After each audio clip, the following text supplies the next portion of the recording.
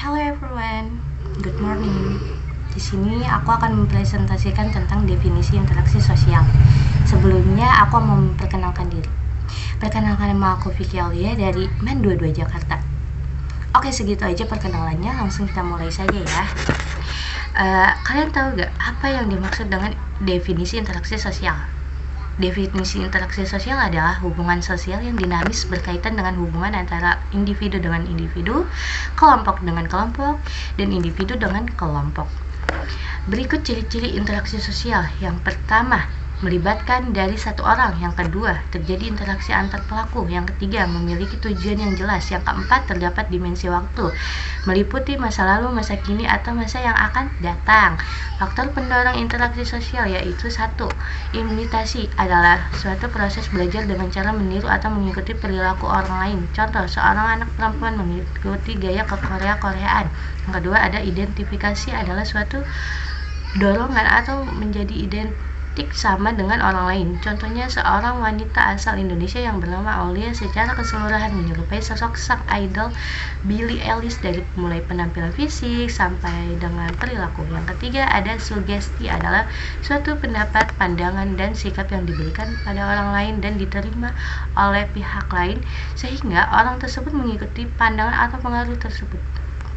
Contoh, anjuran dokter kepada pasiennya kemudian diikuti oleh pasien tersebut. Yang keempat, ada simpati, merupakan rasa tertarik pada orang lain yang seolah-olah berada dalam keadaan orang lain yang dapat memunculkan perasaan emosional tertentu. Misal, lagi sedih, senang, bahagia, atau yang lain-lainnya.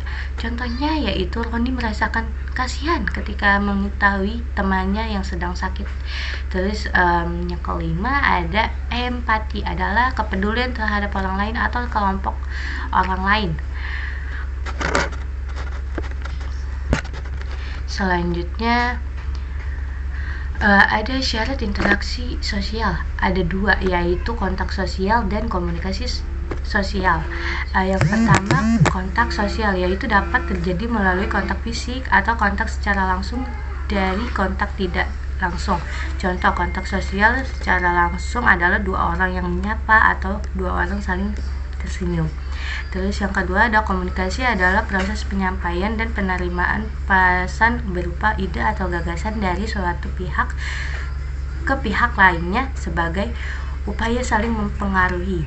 Terus ada bentuk-bentuk interaksi sosial. Yang pertama, ada interaksi sosial asosiatif, meliputi kerjasama, suatu usaha bersama antara individu atau antar kelompok untuk mencapai tujuan bersama. Contoh, kerjasama karyawan antar karyawan sebuah perusahaan untuk meningkatkan penjualan.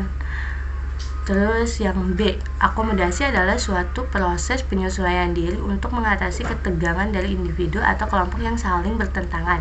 C, asimilasi adalah peleburan 2 kebudayaan menjadi satu kebudayaan. Yang ke D, akulturasi merupakan penerimaan dan pengolahan unsur-unsur kebudayaan asing tanpa menghilangkan unsur-unsur budaya aslinya. Yang E, interaksi sosial disosiatif.